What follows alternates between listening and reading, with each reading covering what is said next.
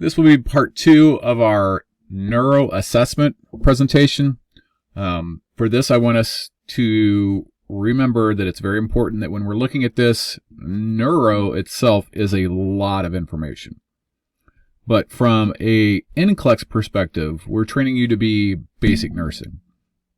So try not to get lost in all the minutia that is out there. In the previous lecture, we had talked about the cranial nerves. And as a nurse, I don't go into a room with a laundry list of assessments to be able to look at all of the cranial nerves. I focus on the basics.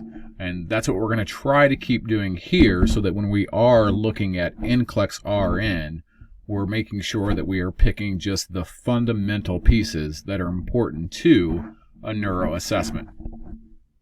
So let's go through this. What we want to look at from the start are any kind of history, either present or past. So we're going to look at the comorbidities. Any of the patient's signs and symptoms that may be new.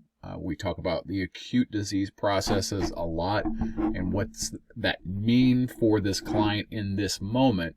And that's our primary assessment. And then we're going to begin looking at our secondary assessments. So we're going to talk to them about anything that is going to be a part of this neuro. And remember, it's the neuromuscular. It's the neurovascular. So we have a lot of pieces of information to look at. We're going to look at those signs and symptoms using basic tools. So we're walking into the room, the client's looking at us, they're turning their heads, they're talking, they're coughing, they're able to move their eyebrows up and down, they're able to stand normally, they're able to walk without any difficulties in performing those normal ADLs. We'll look at some of the medications. We're going to ask them about medications. There are certain medications that can cause issues from a neuro perspective. Any allergies, and of course our family history. So we break it down to the when, what, and the how. So we're going to focus on what is important in that moment. We've talked about subjective and objective information, and these are just a list of basic questions that we can ask our clients, or like a kind of little process that we can go through. We can obviously see our clients if they're having some sort of new onset confusion, because we know what their baseline status is going to be. We can ask about headaches. We know that pain is always that next step in the vital sign process. You have those different types of pain where you have the really deep visceral pain or the somatic pain. Any issues with vertigo, so dizziness, any issues with seizures, recurrent falls can be from a neurological issue, among a lot of other things. Those generalized weakness that we always talk about, paresthesia, that numbness, tingling, difficulty swallowing, so our dysphagia, speaking, our dysarthria, our lack of coordination of the body movements, which is ataxia. So you can see that we can throw out a lot of these words that can seem really intimidating, but it's just really talking about how well that client is able to perform and to interact with us. So just generalized questions, are you experiencing any of those things that we just talked about? Do you have difficulty swallowing or speaking? Have you had any previous history of CBAs, strokes, or TIAs? So they may call them mini strokes. Seizures, head injuries. Have you fallen and hit your head? And again, make sure you're asking about medications, including those holistic, the herbs and supplements that can have an adverse effect on the neuro system.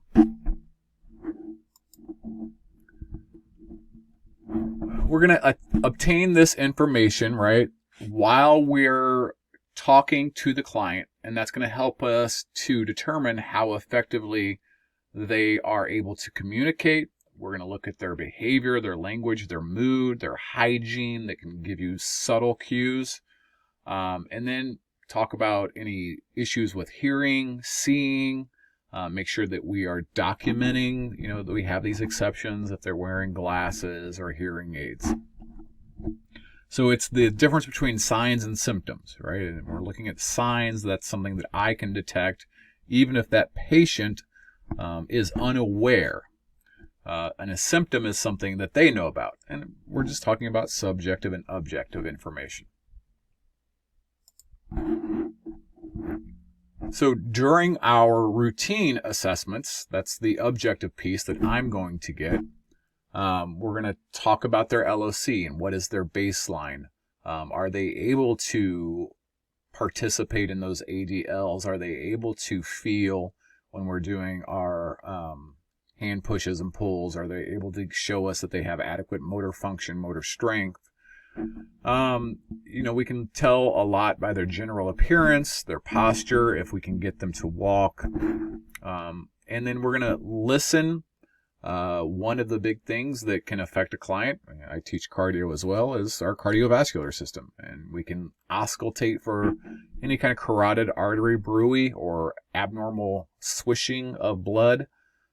Typically, bedside nurses, we're not doing that. That's like the NP, the MD, whoever else is going to be doing those more invasive diagnostic things. But if I do notice that they have issues with blood pressure, with hypoxia, we'll talk about those concepts later, that we know that cardiac output has an effect, or MAP is going to have an effect on how well the brain perfuses. And we'll talk about cerebral perfusion pressures. So, of course, I'm going to assess their LOC, and that's just the standardized questions: person, place, time. We should be checking for our PERLA, pupils equal, round, reactive to light and accommodation. What we don't want to see is non-reactive fixed. Those would indicate there's some sort of brain damage, mid-brain damage. Pinpoint or non-reactive can be from a hemorrhage or ischemia, so if you're thinking stroke. And then we can observe for any involuntary movements like nystagmus. That's the picture in the lower left, and you see the rapid kind of movement of the eyes. It doesn't just have to be side to side. It can be up and down. It's just an involuntary movement that's telling us that there are problems with our neuro system. On the right-hand picture here, we see that we do have one pupil that is pinpoint, and the other pupil looks like it's probably normal. And we would not know that unless we are doing a thorough eye assessment, neuro assessment. So again, just kind of things that we're generally looking for from a basic nursing perspective. And you've probably seen this in Epic, if you use Epic, or in your hospital's documentation, this AVPU. Are they alert? Do they talk? Do they respond to pain, or are they totally unresponsive? Right? It's a lot easier if we start in the green and you kind of see we're working our way to the red. And you have to do those things. You can't just assume, and I get this a lot from students, well, the patient is sleeping. We can't just assume that the patient is sleeping. There are a lot of neurological issues that are going to manifest as the client being lethargic. So we have to make sure that we're doing our assessments. Is that client difficult to arouse? Do I have to perform painful stimuli to get them to give me some sort of response, or do they respond just when I walk into the room and I say, hey, or are they obtunded? Are they somnolent? We're looking for those definitive changes in LOC. One of the things that you can see is something called this doll's eye movement, and this kind of illustrates here. A positive doll eyes is if I am turning your head and notice that the eyes kind of go in the opposite direction. Let's see if you can see that fairly well here. You see here we're turning this head to the right, but the eyes are looking to the left. So that's indicative that we do still have brain stem function. And again, this is probably something more that you would expect to see from your nurse practitioners, PAs, MDs. So positive is good. Negative in this sense is bad. If your eyes move in the same direction, in other words, if I'm looking at this one again, and instead of looking to the left here, if the eyes were to go this way with the head movement, it's a negative response, and that would indicate that we do have some severe brainstem dysfunction.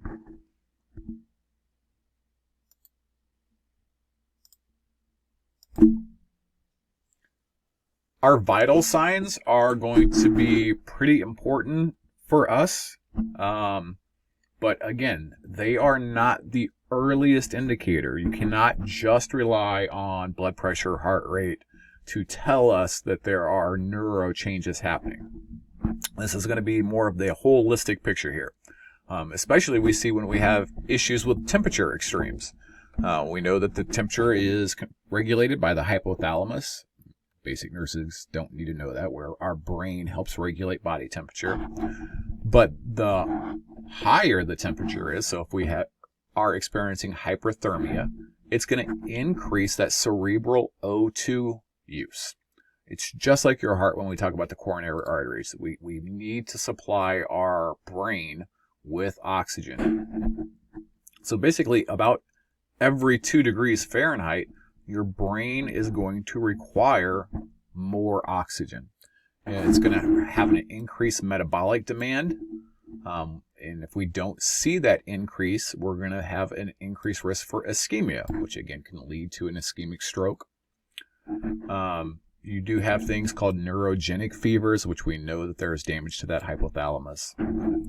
Hypothermia also presents its own set of issues, dysrhythmias. We know from cardiovascular that hypoxia is a great reason to have a dysrhythmia, but those dysrhythmias can decrease your cerebral perfusion pressures. So if you are decreasing your cardiac output, you can have issues. Coagulopathies, so that's when the blood is going to become really thick and really viscous, and that's going to decrease cerebral perfusion. So it is an important thing to monitor, but it can also, unfortunately, be an expected changing depending on where that injury to the brain is. Pulse and blood pressure, very unreliable. It's great for cardiac output, it's great for MAP, and we're going to use it when we calculate our cerebral perfusion pressures, but I can't just be waiting for changes in pulse and blood pressure to give me information. Because most of the time, these are going to be late changes with increased ICP. And then especially if we're looking at something called Cushing's triad or Cushing's response, you're going to see that a couple of times throughout. So what you're basically going to be looking at, and again, I hate to keep referring back to my cardio lectures, but we always say that a narrowed pulse pressure or a widened pulse pressure are never good. So these widened pulse pressures, if you say you had a blood pressure of 200/50, we as nurses know that that's bad. So you're looking for hypertension, usually systolic, and that's why we see the 200/50, just to give you this extreme exaggeration. A widened pulse pressure, so now that's the difference between the systolic and the diastolic, accompanied with bradycardia. So basically what we're doing is we're going into shock. If we are letting it get to this point where we are seeing signs and symptoms of Cushing's triad, we are probably a long way away from that client being baseline.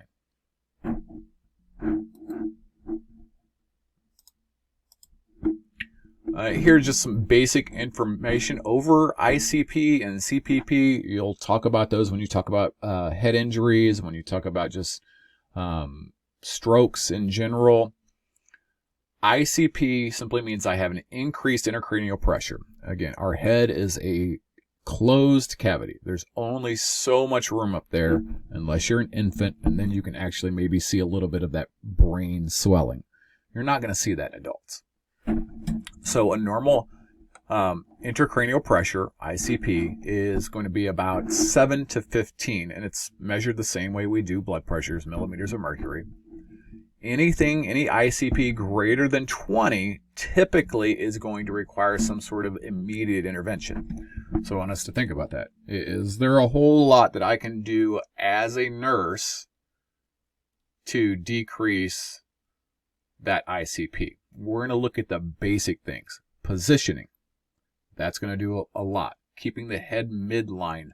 Avoiding external stimulation, right? We talk about promoting rest. That's a basic care and comfort type of thing for these folks.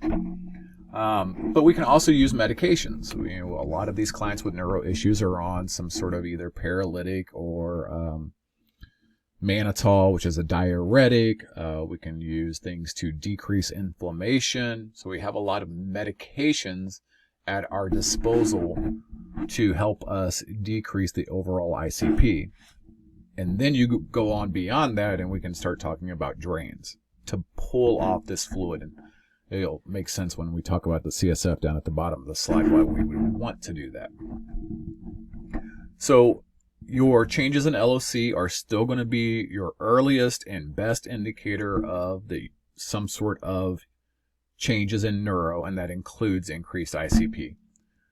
Your cerebral perfusion pressure is going to be the difference between your MAP and your intracranial pressure. But it's great because we still are looking for a number that's generally around 60 to 80 millimeters of mercury. So just like your MAP number, we don't have to remember a whole lot extra other than I want to make sure that I'm controlling that cerebral perfusion pressure.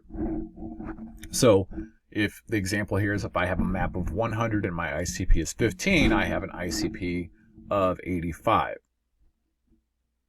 Does that mean that they require immediate intervention? I don't know. It depends. I know how you guys hate that when I say that, but it does. It depends on what the client's baseline is. We can certainly do things like controlling blood pressure. That's going to be huge for us. But we don't want to drop their blood pressure too low, just like we talked about, because you can still cause severe damage that way. You do want to maintain CPP, cerebral perfusion pressure, even in the event of increased intracranial pressure. So that means we're going to do other things to help control that. And it's just like when we're thinking about perfusing. Their bodies are so used to being where they're at that when we see and we're trying to change that number, we can actually have adverse effects happening. So again, 60 to 80, anything 50 or less, we know that the brain is not being adequately perfused. Overall, generally, your CSF, your cerebral spinal fluid, which is going to play a role in your ICP and your CPP and all that, we produce about 500 milliliters or 20 to 25 milliliters, 500 milliliters a day or 20 to 25 milliliters an hour. So if we don't have a way to decrease that, we can have significant changes in ICP and CPP. So what are some good, just regular old basic nursing things that I can monitor for? Changes in LOC, irritability, all of those words that we call perfusion words or respiratory words. It's anxiety, it's agitation, irritability, restlessness, confusion, all the normal things that we talk about, sleepiness, more so than normal. They can have this flat effect when you're talking to them and they're constantly drifting off. If they have a headache, that could be an indicator of increased ICP. But if they have a constant headache and sudden vomiting, so emesis, without reporting any kind of nausea, that's definitely a clue to us that that client is experiencing increased intracranial pressure. So that's the early stuff that I can be monitoring for. And again, the other stuff, the later stuff, the deadly stuff, is the Cushing's triad. Again, where we see the widened pulse pressures, hypertension, bradycardia, and decreased respirations. And I would hope that as a good nurse, if you have a client whose respiratory rate goes from 24 to 6, that you don't think that you're a great nurse and you fixed whatever the problem was. The problem is actually getting worse, because we still want that normal 12 to 20 respiratory rate.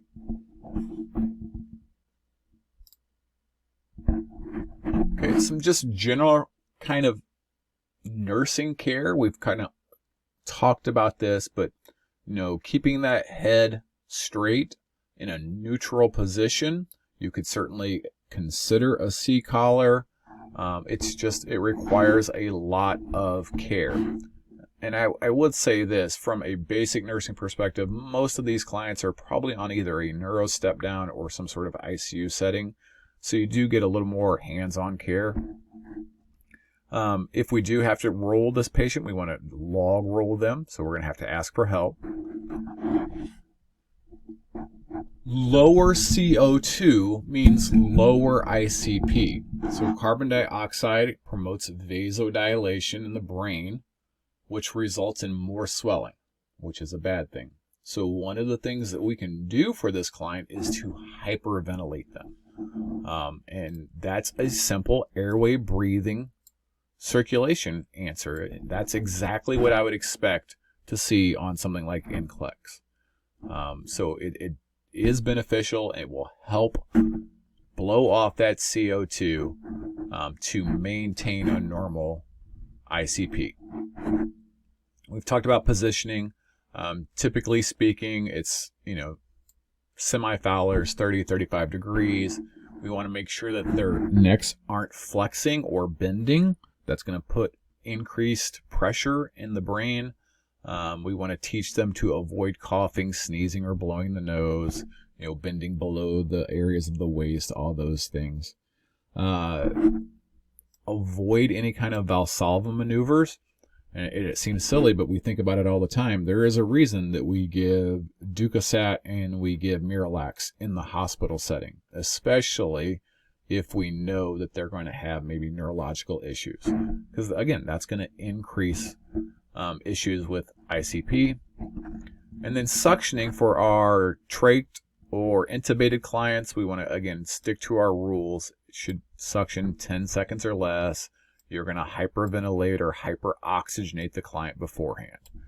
All right, so we'll make sure that we're doing those things. And usually in a critical care setting, that just means giving them 100% FiO2, and it gives them X amount of FiO2 for a certain amount of time, and then it goes back to its normal rates.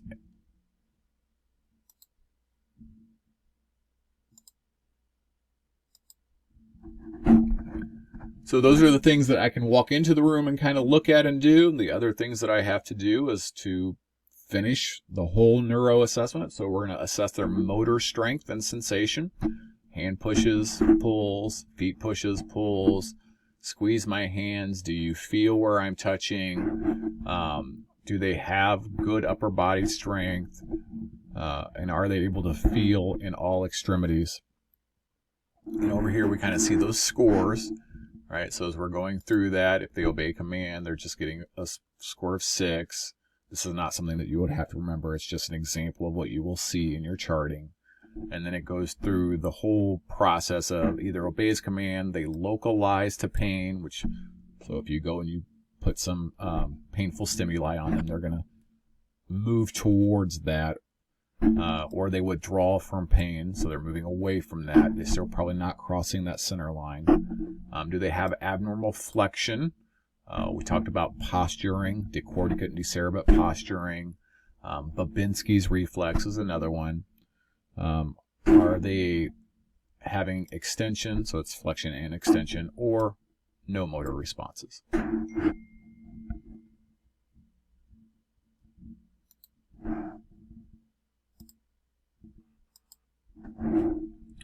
So we want to assess coordination and balance if possible. You can do that through a lot of ways. Walking is the easiest one, but again, we talked about pushes and pulls. We can have them raise their arms. When you look into the NIH stroke scale, there's a lot of things that we can do for clients who aren't able to get up and walk. But generally speaking, that's the easiest one. So we're going to ask them to walk. We're going to have them use any assistive devices that they would normally need because we want to see what their baseline is. We're looking for smoothness, coordination, and arm swing. A lot of our clients, for instance, like Parkinson's, will not be as coordinated. We want to be able to see that they're doing or able to perform a tandem walk. You may see it documented as that. It's the heel to toe. Again, we said in that first lecture that it's basically, when you're pulled over by the police. That's what we're doing as nurses. We're having them perform all these motor function tests. We can do the Romberg's test, right? And we're looking for any kind of changes. Maybe you're looking for things like spasticity, so increased resistance followed by a sudden release of the resistance.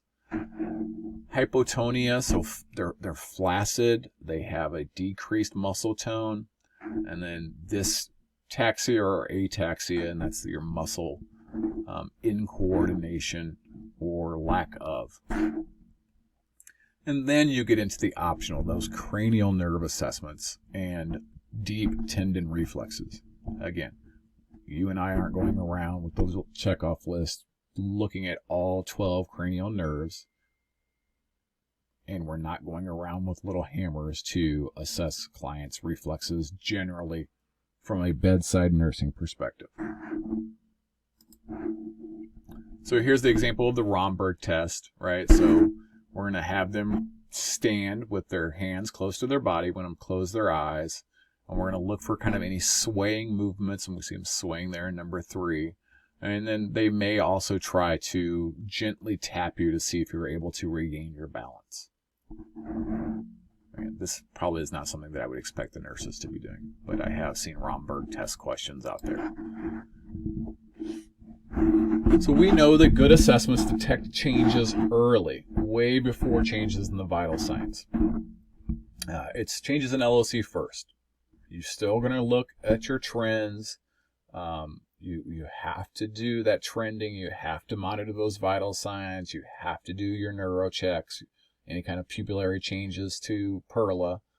Unfortunately, we said that those are going to be later signs and symptoms.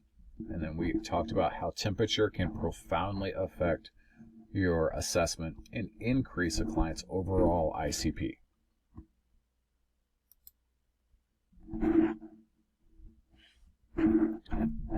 Be careful with pain medications or sedation because it absolutely masks signs and symptoms. Make sure that you're not just going into the room and you see that little right-hand picture down there. If we're going in and we're squeezing on your client or we're putting pressure either in the supraorbital or in their thumbnail, you want to explain to the client if they're awake or to the family if they're not what we're doing and why we're trying to do it. So here we kind of see the first picture A. Here you have some localization of pain, and you can kind of see where the client is pulling it towards. So that picture here is the hand of the nurse. We're applying painful stimuli, and the client is kind of localizing to that area. Versus here, you can kind of see the nurse is doing something here. We're probably doing a Babinski's, and the client is withdrawing from that painful stimuli. We've seen decorticate. Remember, we're coming to our core. In decerebate, we're going away from our core. And then our worst outcome is just flaccid / no motor response.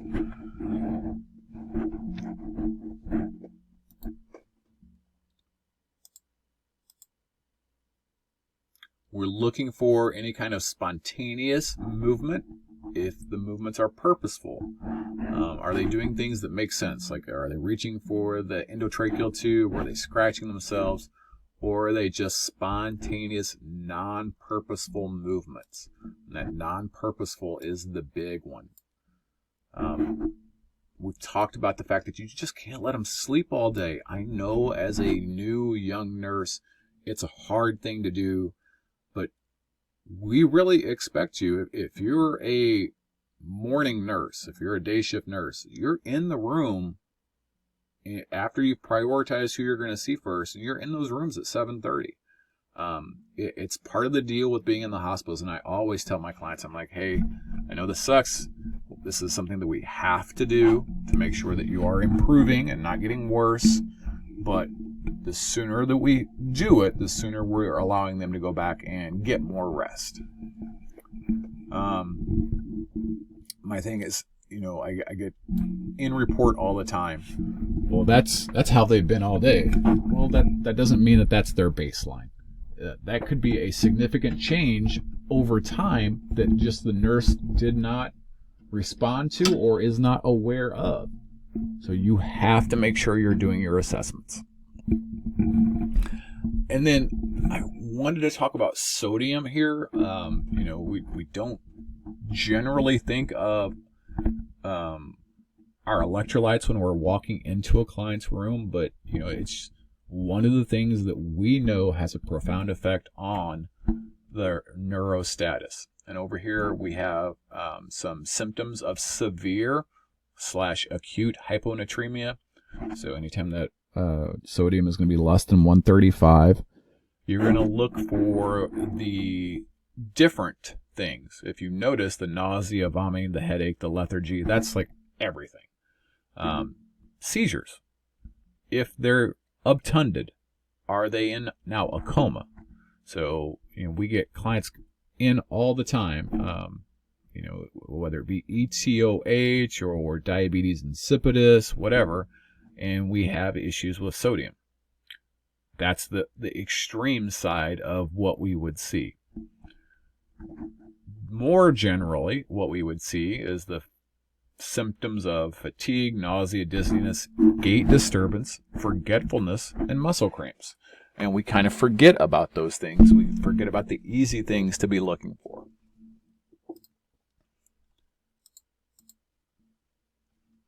So common conditions that lead to hyponatremia: water intoxication. I know when I was in the military, that was a big one, because if you had to get tested in the morning, everybody had to drink a lot of fluids, or he didn't tell you before you had already gone.